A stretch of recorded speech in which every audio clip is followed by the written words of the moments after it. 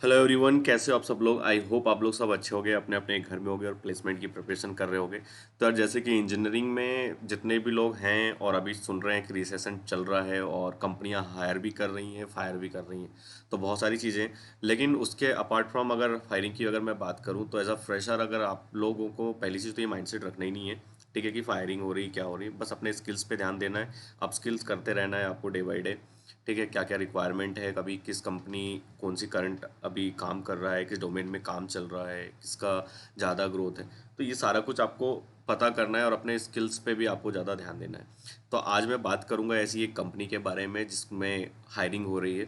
ठीक है, तो बने रहना एंड तक, और चैनल पे अगर नए हो तो चैनल को सब्सक्राइब कर देना, क्योंकि हम लोग प्लेसमेंट और जॉब के रिगार्डिंग्स वीडियोस बनाते रहते हैं, जैसे कि आप लोग देख सकते हो। ठीक है, इंटर्नशिप से लेकर प्लेसमेंट से लेकर सारी चीज़ें हम लोग बनाते हैं। ठीक है, तो चलो वीडियो को स्टार्ट करता हूँ। हायरिंग है एक्सेंचर के साइड से, एसोसिएट सॉफ्टवेयर इंजीनियर की पोस्ट है।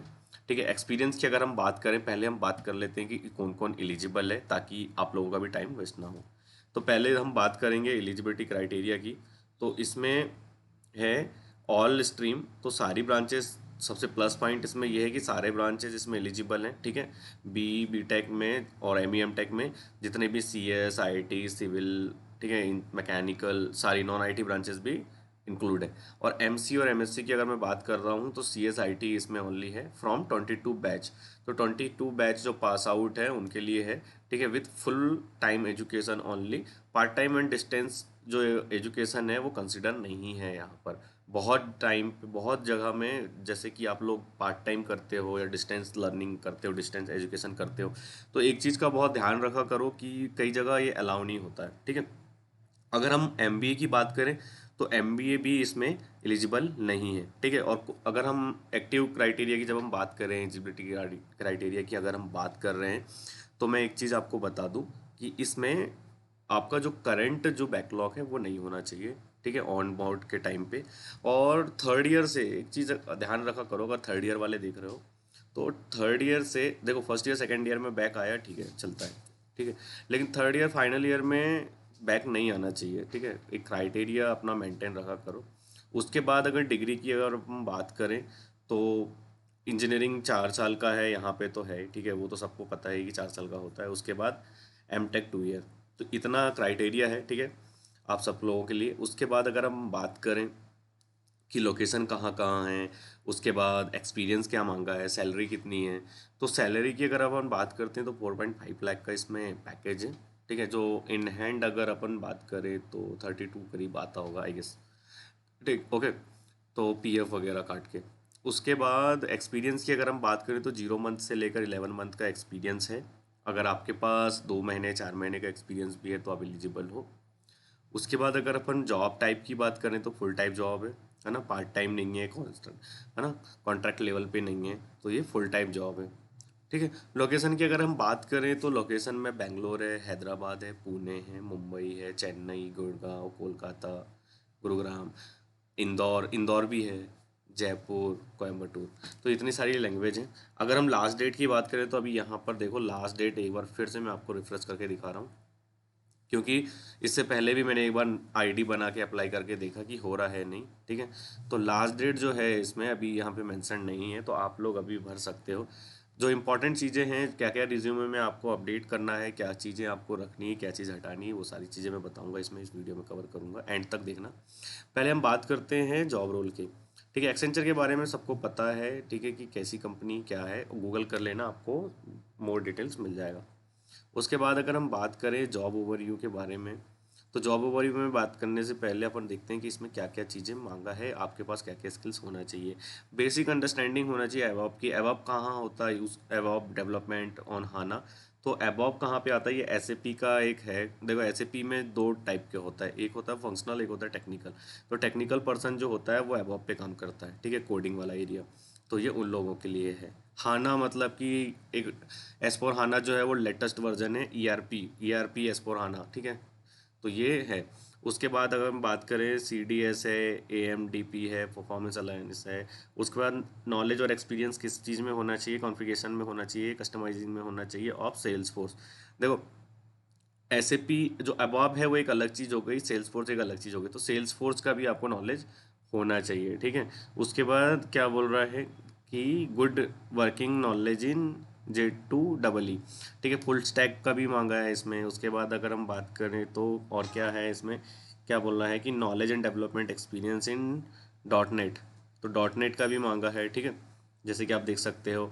तो बहुत सारे जो प्रोजेक्ट्स हैं यहाँ पे अगर हम देखते हैं तो टेस्टिंग के रिगार्डिंग है, ठीक है, टेस्ट ऑटोमेशन के लिए बहुत सारा हायरिंग होता है बहुत टाइम पे। तो इतनी स्किल्स आपके पास होना चाहिए, ठीक है, इतनी है तो आप फिल कर सकते हो। उसके बाद हम अगर प्रोसेस की बात करें, प्रोसेस की अगर हम बात करें तो प्रोसेस में क्या है कि सबसे पहले जो असेसमेंट होगा उसमें जितने भी लोग अगर एलिजिबल हैं तो आपके पास, जैसे आप फॉर्म फिल करते हो, ठीक है, जहाँ पे जो लिंक है इसमें जब आप क्लिक करोगे अप्लाई में, उसके बाद अगर आपके पास अकाउंट है तो आप लॉगिन करोगे, नहीं है तो अकाउंट क्रिएट करके फिल करोगे। अगर प्रोसेस का मैं बात करूं, जैसे कि आपने फॉर्म फिल किया, आप एलिजिबल हो, उसके बाद आपके पास एक मेल आएगा, ठीक है, इनविटेशन आएगा ऑनलाइन असेसमेंट के लिए, ठीक है। वो ऑनलाइन असेसमेंट आपको टाइम डेट सब कुछ उसमें मेंशन रहेगा, ठीक है। उसके बाद पहला स्टेज जो होता है वहाँ पे वो होता है मॉक असेसमेंट, ठीक, जैसे कि आप लोग यहाँ पे देख सकते हो। मॉक असेसमेंट में क्या होगा भैया, मॉक असेसमेंट में ये होगा कि पहली चीज़ तो मॉक असेसमेंट लेने का पर्पस ये होता है कि वो इंश्योर करते हैं कि आपका जो सिस्टम है, hardware, software, internet, etcetera etcetera, तो ये सब चीज़ें सही हैं कि नहीं, प्रॉपर वर्क कर रही कि नहीं, आपका जो सिस्टम है वो करेक्ट है कि नहीं, मीन्स कुल मिला के कॉन्फ़िगरेशन वगैरह सब कुछ चेक किया जाता है कि सब कुछ सही है नहीं है, ठीक है। ट्रायल वर्जन आप बोल सकते हो कि ट्रायल एक टाइप से मॉक असेसमेंट होता है, ठीक है। तो ये इसमें बैठना मैंडेटरी है, ठीक है। इसमें कई लोग मिस कर देते हैं, लेकिन कई लोग बोलते हैं कि नहीं नहीं बैठना है, लेकिन उसमें भी मिसबिहेव नहीं करना है, ठीक है, मॉक असेसमेंट के टाइम पे भी। और दूसरी चीज़ और सबसे इम्पॉर्टेंट चीज़ ये है कि माल प्रैक्टिस पे मत आना, वरना 1 साल 1.5 साल के लिए आप बैन हो जाओगे। कई कंपनियां परमानेंट बैन कर देती हैं। तो कोशिश करना, कोशिश नहीं, और ये मैंडेटरी है कि जब भी आप असेसमेंट दे रहे हो, अगर आपको नहीं देना है आप मत दो, ठीक है, लेकिन जब भी आप दे रहे हो तो पहली चीज़ तो एक अकेले मतलब रूम में रहना, जहाँ पे एक पीछे जो बैकग्राउंड है वो आपका बैकग्राउंड क्लियर होना चाहिए, एक वॉल क्लियर होना चाहिए, ठीक है, किसी कोई का भी नहीं आना चाहिए, क्योंकि एक होता है ना परछाई, मिरर इमेज, कुछ भी नहीं आना चाहिए, किसी की वॉइस भी नहीं आना चाहिए, कई बार वो चीज़ें डिटेक्ट होती हैं। तो बहुत सारे लोगों स्टूडेंट के साथ प्रॉब्लम फिर ये होता है कि माल प्रैक्टिस में वो लोग आ जाते हैं, ठीक। ये सब चीज़ हुई। अब हम बात करते हैं असेसमेंट की, ठीक है। तो असेसमेंट में क्या होगा, कॉग्निटिव स्किल्स होगा आपका, टेक्निकल होगा, ठीक है, ये 90 मिनट का होगा, आपको इसके बीच में आपको करना पड़ेगा। अब इसमें कॉग्निटिव स्किल्स में क्या क्या आ रहा है, इंग्लिश है, एबिलिटी है, critical thinking and problem solving and reasoning भी रहेगा। अब टेक्निकल, इसी में जो टेक्निकल है उसमें क्या है, 40 क्वेश्चन रहेंगे आपके, common application and MS office, है ना, प्रिसर्ड कोड रहेगा, fundamental of networking, security and cloud का रहेगा, ठीक है। ये सब कुछ देने के बाद, ठीक है, आपका जो सेकंड राउंड होता है ये पूरा आप पढ़ना अच्छे से, ठीक है, मैं ओवरव्यू बताते चल रहा हूँ आपको। सेकंड राउंड होगा, सेकंड राउंड आपका कोडिंग में होगा, C++, .NET, जावा, पाइथन। आपको बहुत से लोग ऐसे करते हैं कि हर लैंग्वेज में थोड़ा थोड़ा करते हैं, लेकिन पूरा नहीं हो पाता। किसी एक ओवरव्यू आपको सब लैंग्वेज का आना चाहिए, लेकिन किसी एक लैंग्वेज में आपकी कमांड अच्छी होना चाहिए, ठीक है। तो ये चीज़ें हैं। आपको इसमें कोडिंग होगा, ठीक है। अगर आपका कोडिंग राउंड निकलता है तो आपका थर्ड जो राउंड रहेगा वो होगा कम्युनिकेशन असेसमेंट। तो अब इसमें ये 30 मिनट का होगा अप्रॉक्सीमेट, ठीक है। तो ये भी आपको मेल में होगा, सारा कुछ ऑनलाइन हो रहा है। सबसे प्लस पॉइंट ये है कि सारा कुछ ऑनलाइन हो रहा है, इसमें कोई भी ऐसा नहीं है कि आपको कॉलेज में जाके देना है या पर्टिकुलर किसी सेंटर में जाके देना है। तो इसका आपको बेनिफिट है, ठीक है। अब इसमें ये पॉइंट हैं, ये आप देख लेना। उसके बाद जैसे आप क्लियर होता है तो आपके पास इंटरव्यू के लिए कॉल आएगा। अब फिर इंटरव्यू क्लियर होता है तो ऑफर लेटर के लिए आएगा। लेकिन उससे इम्पॉर्टेंट चीज़ क्या है, सबसे पहली चीज़, जब भी आप, अब सारा कुछ मैंने बता दिया आपको, ठीक है।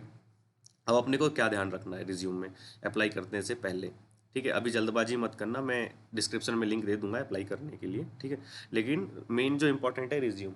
अब रिक्वायरमेंट क्या है इनका, ठीक है। पहली चीज़ तो हमें रिक्वायरमेंट पढ़ना है कि रिक्वायरमेंट क्या है। रिक्वायरमेंट के हिसाब से ही आपको अपना जो रिज्यूमे है वो सेट करना है, क्योंकि कीवर्ड का बहुत बड़ा रोल होता है। अब बेसिक अंडरस्टैंडिंग है तो आपके रिज्यूम में अगर आपको एबॉब आ रहा है तो ये मेंशन होना ज़रूरी है कि आपको एबॉब आ रहा है, ठीक है, और हाना पे आ रहा है, क्या क्या काम किया है आपने एबॉब में वो भी पर्टिकुलर मेंशन करो, ठीक है, कहाँ पे एक्सपीरियंस है आपको वो भी मेंशन करो। यदि आप फ्रेशर हो, आपके पास एक्सपीरियंस नहीं है, कॉलेज में कोई पर्टिकुलर प्रोजेक्ट में काम किया है तो उसको थोड़ा सा डिस्क्राइब करो, ठीक है। उसके बाद बात करूँ मैं यहाँ पे किस चीज़ का, नॉलेज एक्सपीरियंस सेल्स फोर्स का। सेल्स फोर्स का अगर आपके पास नॉलेज है तो उसको रिज्यूम में अच्छे से मेंशन करो, ठीक है। कीवर्ड का ध्यान रखना, रिज्यूमे में भी कीवर्ड का बहुत खेल होता है, ठीक है, ये चीज़ करो। उसके बाद जितना भी यहाँ पे रिक्वायरमेंट लिखा है, अगर आपके पास नॉलेज है, एक्सपीरियंस है, तो उसको प्रॉपर तरीके से मेंशन करो, ठीक है, वो चीज़ इंपॉर्टेंट है। और कुछ भी डाउट है आप कमेंट कर दिया करो, ठीक है, हम लोग रिप्लाई करेंगे। उसके बाद अगर रिप्लाई नहीं कर रहे हैं तो वहीं पे टेलीग्राम चैनल का हमारा एक लिंक है, आप टेलीग्राम में ज्वाइन कर सकते हो। 4000 करीब उसमें स्टूडेंट है हमारे, उसका कोई चार्जेस नहीं है, फ्री है, ठीक है, वो नॉर्मल डिस्कशन के लिए है, तो आप वहाँ पर भी पूछ सकते हो। इतना कुछ है। अगर आप, आई होप इतना आपको सारा कुछ क्लियर हुआ होगा। कुछ भी डाउट है आप प्लीज़ कमेंट करें। अगर यहाँ तक देखे हो तो प्लीज़ वीडियो को लाइक करना, चैनल पे नए हो तो सब्सक्राइब करना। मिलते हैं नेक्स्ट वीडियो में एक नई जॉब अपॉर्चुनिटी के साथ, तब तक के लिए टेक केयर, बाय बाय।